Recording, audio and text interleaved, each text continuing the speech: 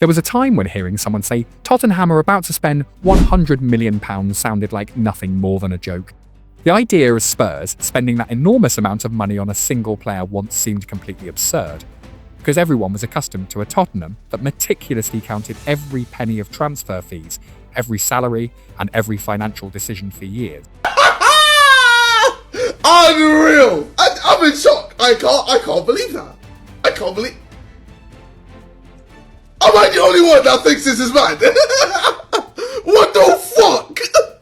But that cautious image has now completely disappeared, replaced by a summer in which they threw away their old philosophy to sign Sandro Tonali for £100 million, Mateus Fernandes for £85 million, and Jan-Paul van Hecke for £52 million, and they did not stop there, as they also came close to a double deal for Savinho and Omar Marmoush from Manchester City worth around £160 million. If completed, Tottenham's total summer spending could reach £387 million, an unbelievable figure for a club that had finished 17th in the Premier League for 2 consecutive seasons. I don't know if it's right or not, but on the market, and I'm not speaking just in football, in general in the market, you can't say if it's right, fair or not. You can accept or not. And if you want to compete in Premier League now, you have to adapt. I think I heard too many times Tottenham money, but I love football from a long time, and I didn't see teams competing for the high level without spend money. Maybe if Tottenham spend money is a problem in Premier League, I don't know why, but the other teams, all other teams, they spent money in the past. And a team that finished 17th in the league last season keeps on buying. That insane figure goes far beyond an ordinary transfer window, resembling an outbreak of financial multiple personality disorder. The interesting truth is that Spurs are not simply spending recklessly without thinking, because behind this seemingly crazy behaviour lies a completely logical reason it gives them more than enough capacity to spend. This spending spree becomes even more shocking when you look at Tottenham's true identity in the eyes of their fans over nearly 20 years. They once spent more than £1 billion building the most beautiful stadium in England, only to use stadium debt repayments as the very reason for not signing players, making the phrase "we have to pay the stadium debt" a familiar catchphrase. The self-sustaining philosophy may have sounded financially resilient, but it brought the fans 17 trophyless years and the bitter sight of watching star players leave one after another. In an environment like that, statements such as, "Oh, we're not the smartest team, but we're not the dumbest either," were once considered almost self-evident at Tottenham. Jerry, could you ever have played for Spurs? Oh, please. I'm leaving. What the? It's only 4-0! It's only 4-0! How shit must you be? It's only 4-0! What do you think of Tottenham? Shit! What do you think of shit? Tottenham! Thank you! That's alright! We ain't Tottenham! We're Tottenham! We're Tottenham! We're Tottenham! The contradiction within that environment reached its peak in one particularly hilarious detail. Even after ending their 17-year trophy drought by winning the 2024-25 Europa League, they still finished 17th in the Premier League that same season. Second to last in the domestic league, while lifting a European trophy, this bizarre scenario could only happen at Tottenham. That ironic reality became the trigger for the spending earthquake we are about to discuss. That earthquake immediately triggered a dramatic chain of changes on the managerial bench, beginning with Ange Postecoglou being sacked immediately after the Europa League triumph because of their rock-bottom domestic league form. Thomas Frank was brought in during the summer of 2025 and enjoyed an explosive start, taking the team up to 3rd place in the Premier League after just 7 match weeks, earning widespread praise from the media as the smartest managerial appointment of the summer. You know, whenever you have a new coach, it's always a fresh start. You know, always have different ideas. But, you know, we want to build on the success of winning a trophy last season. I mean, one of the things that stood out to me with Thomas, clearly highly intelligent, great communicator, superhuman being, plus all the other technical aspects that are obviously important. But, you know, they really stood out to me in those 2 parts. So we ran a really, really thorough process at speed. we defined 10 characteristics that we think are important to be a successful manager at Tottenham Hotspur. We analysed in real detail, through our technical staff led by Johan, more than 30 candidates. We had a shortlist. We spent a lot of time with the shortlist, and Thomas was absolutely the number one candidate and could not be more excited to have him join the club. But that honeymoon quickly came to an end as everything completely collapsed, following a long winless run, to the point that chants of Ill getting sacked in the morning echoed loudly around their own home stadium. By February 2026, the humiliating defeat to Newcastle became the final straw, leading to Thomas Frank officially being sacked after just 8 months in charge. Yes, Tottenham have sacked Thomas Frank. He's only appointed last June. It has been a dismal season for them, sitting now just above the relegation zone following a defeat to Newcastle United last night. Yet it is an incredible season of contrast, struggling domestically, strong in Europe, because they are through to the Champions League round of 16, having finished in the top 8 and only lost one of those matches. So in the elite competition in Europe, performing very strongly, but in the Premier League it has been a struggle. There have been injuries, particularly to the likes of James Maddison right at the start of the season. And it has been quite a year of contrast, because Tottenham won the Europa League under Ange Postecoglou last May. He was then sacked because of the struggles in the Premier League with a bottom half finish in the last camp. Really sad, really, was what I was feeling. The industry that we work in obviously is very unforgiving at times. But he's someone that, as a friend, he was part of the reason why I came to Brentford, really wanted to come to this football club, and I loved working with him. I really enjoyed working with him last season, learned a lot. We're in touch pretty frequently, so I'm sure I'll catch up with him. The panic on the touchline continued to escalate when Igor Tudor was promoted to interim manager, but his tenure lasted just 7 matches over exactly 44 days before he packed his bags and left. That chaos reached its peak and had all of England holding its breath when Roberto De Zerbi, the manager who had previously coached Brighton and Marseille, was appointed as Tottenham's third manager in just 1 season. This rebuild took place in an extremely precarious situation. His team were just 1 point above the relegation zone with only 7 matches remaining. He believes, though, they can win all 5 games remaining. Yeah, I believe in Santa as well. It's still another game without a win. They're still in the bottom 3. But like we said last weekend, they need much more than that. That's not just enough being Mr. Positive. That razor-thin survival margin almost sent Tottenham, the historic club founded in the 19th century and one of the most traditional names in English football, into the nightmare of relegation for the first time in nearly half a century.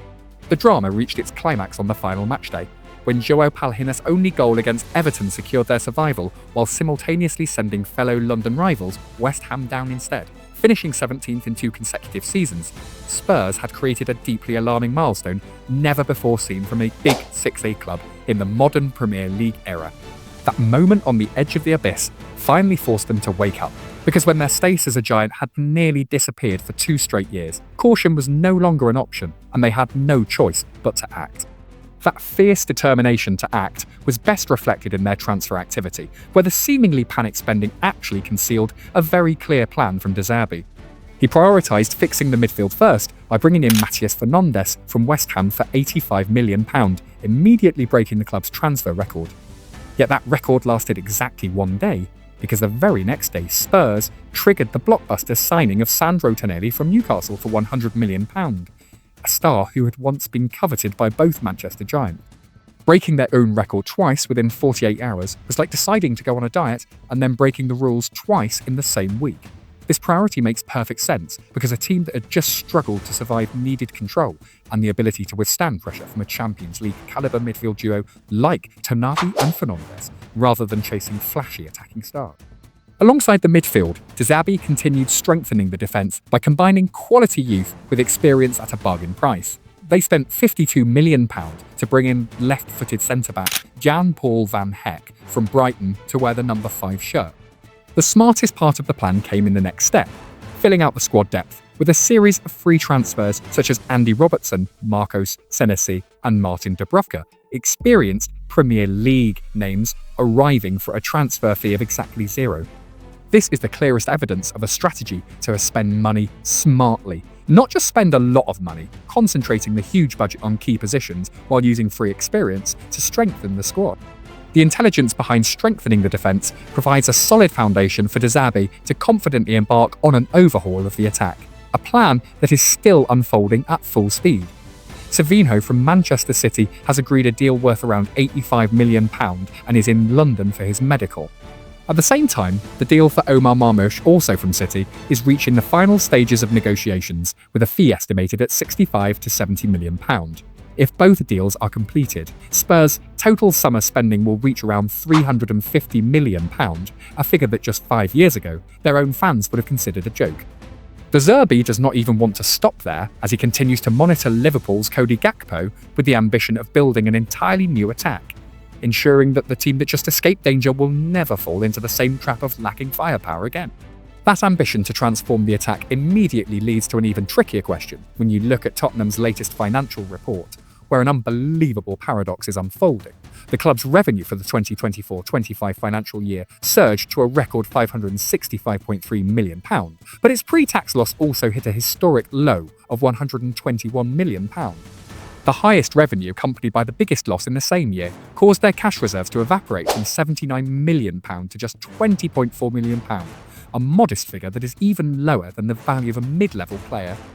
The fact that a football giant with so little cash on hand can still spend more than £300 million at the transfer market can only be explained by one name: the Lewis family.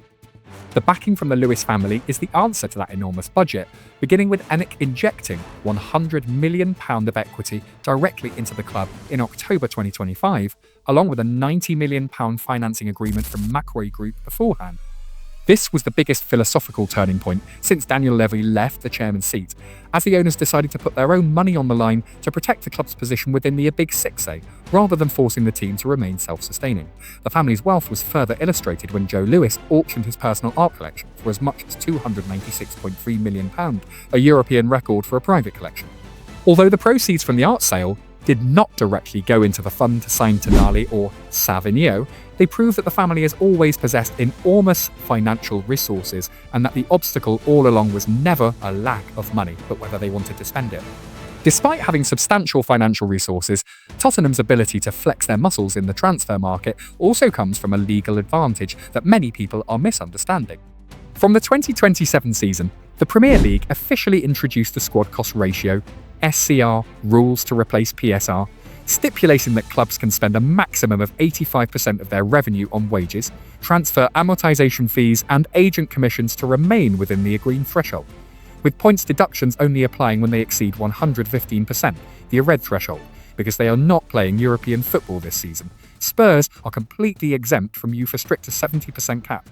The key advantage lies in the fact that for many years, their wage-to-revenue ratio has remained at 45%, the lowest among the Big Six, whose average is around 60%. This creates enormous spending room of up to £326 million per year before reaching the danger zone. The seemingly irrational caution they maintained for 3 decades has ultimately become a financial lifeline, allowing them to spend wildly at this moment without having to fear any punishment. That spectacular spending picture, however, still carries some dark and risky corners, as Tottenham's outstanding transfer debt had already reached £242.8 million before this summer and will continue to grow even further. The fatal weakness lies in their extremely poor ability to sell players and reinvest the proceeds, illustrated by the mere £53 million they generated from player sales in the most recent financial year. Missing out on the Champions League means they have lost a huge source of prize money to offset the costs, meaning that if De Zerbi cannot take the team back into European competition, the Lewis family will be forced to continually inject their own money to keep the machine running. In an environment where as many as 3 managers were sacked in a single season, the pressure on the Italian coach is not about building a long-term foundation, but about turning £350 million into immediate results. Because Tottenham's history has proven that turning money into trophies is the hardest problem of all. The £300 million expenditure and the ambition to rebuild have placed Tottenham at a historic crossroads where all the doubts are now centred on their ability to transform money into status. The real question now is no longer where Spurs got the money from, but whether they can cross the old boundary and transform themselves into a winning force like Newcastle or Chelsea once did, or whether this will simply be another chapter in Tottenham's eternal novel. One in which they have all the money, ambition, and modern infrastructure they could ask for, but lack the one thing that matters most: trophies.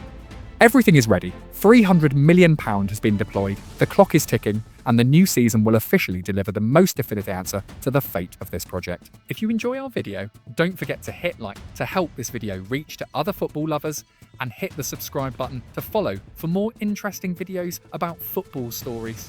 See you in the next video.